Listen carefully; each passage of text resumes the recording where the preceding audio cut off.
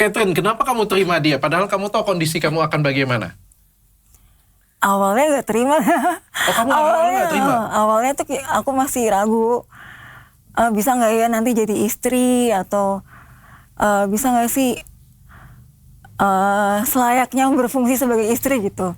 Dimaksud tentang anak juga gitu.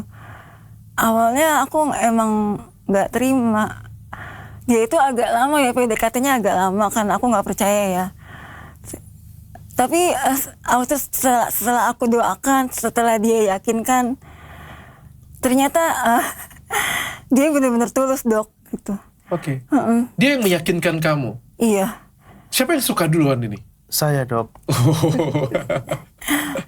Dengan semua resikonya. Iya. Dengan semua resiko. Kamu tahu juga bahwa pada waktu sebelum menikah, kamu tahu bahwa skleroderma ini bisa kena ke organ dalam, bisa meninggal kapan saja. Iya, sudah tahu waktu itu. Kesulitan untuk mempunyai keturunan. Kamu sudah tahu? Sudah tahu, sudah kami bicarakan juga. Dan bagi kamu nggak ada masalah? Nggak ada masalah, Dok.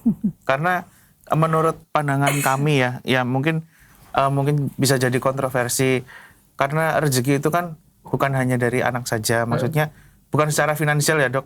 Kebahagiaan berdua, menjalani hidup berdua dengan pasangan secara baik-baik itu juga merupakan berkat bagi kami.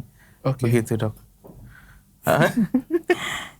Jadi dia katanya udah siap karena aku kan udah jujur ya, kata dokter begini, nanti aku akan sulit punya anak, dan aku memang dari awal nggak mau lah, Dok, kasarnya nggak mau karena nggak mau memperburuk keadaan aku gitu. Aku udah jujur sama dia, sama ibunya juga waktu itu, walaupun cuma lewat telepon ya karena keterbatasan lokasi. Terus aku juga udah bilang kalau nanti aku bakal lumpuh gitu. Apa kata Budo? Tetap maju. Saya tetap maju, tetap Dok. maju. Nggak peduli katanya. Saya nggak peduli dengan keadaan Catherine yang progres gitu ya, Dok ya. Karena saya sudah yakin dan saya sudah mencintai dengan tulus, dan juga kami ingin hidup bahagia sama-sama, Dok. Gitu.